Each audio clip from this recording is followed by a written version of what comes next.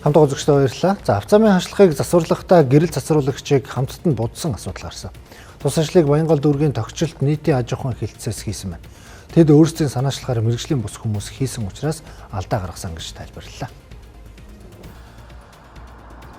Энэ телевизийн сурвалжлах хог мэдээллийг 10 дугаар хорооллын арын зам дээрээс хүргэж байна. Тэгэхээр 10 дугаар хорооллоос МТ колонкоор баруун эргээд 10 дугаар хорооллын 10 дугаар явах энэхүү автозам дээр бол замын хажууд байрлах хамгаалалтын хашлахыг бол одоо будсан байдалтай гомаа. Гэхдээ хамгийн гол нь будахта тухайн хамгаалалтын хашлаган дээр байсан гэрэл ойлгогч буюу гэрэл цацруулагчийг давхар будснаас олж орой үеийн цагаар бол одоо зарим жолооч нарын хувьд зорчход хүндрэлтэй гэрэл ойлгохгүй байгаа гэдгийг хэлж байна. Автозамын гэрэл ойлгогч нь харанхуй болон үзэгдэх орчин хязгаарлагдмал үед жолоочийн болон зорчигчийн аюулгүй байдлыг хамгаалах зориулалттай автозамын тоноглолоо. Гэвч аюулгүй байдлыг сахиулахад чухал ач холбогдолтой тоноглолыг яагаад будсан талаар дараах хариултыг өглөө. Гэрэл ойлгогч юм уу те цацруулагч бол наалтан хэлбэрээр юм уу зарим нь бол будган хэлбэрээр ч бас байдаг.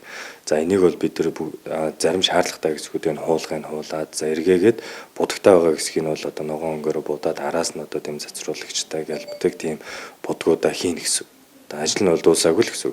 За тэнд бол одоо тийм пиаврын би бол одоо наривчлсан яг аль юуг нь хэлээд байгааг нь мэдэхгүй байна. Одоо пиаврын цацруулагч л одоо байдаг. Яг залгаасууд дээр бол байдаг санагдаж байна. Тэрийг бол эргээгээд одоо мэдээж цэвэрлэгийн үйлчлэгийг хийгээл гаргаж байна. Тодорхой хэмжээгээр мэргэжлийн одоо биш хүмүүс дээрэс нь төсөв бол гаргаагүй. Баянгол дүүргийн тогтчлолт нийтийн аж ахуйн хилцээс тус ажлыг зохион байгуулжээ. Гэхдээ дүүргийн төсвөөс зардал гаргаагүй дотоод нөөц бололцоогоо ашиглан хийсэн байна. Гэвч автозамын аюулгүй байдлыг хамгаалахад чухал үүрэгтэй тоноглолыг будаж орхисон нь замын хөдөлгөөний аюулгүй байдалд сөргөөр нөлөөлөх үндэс болж байна.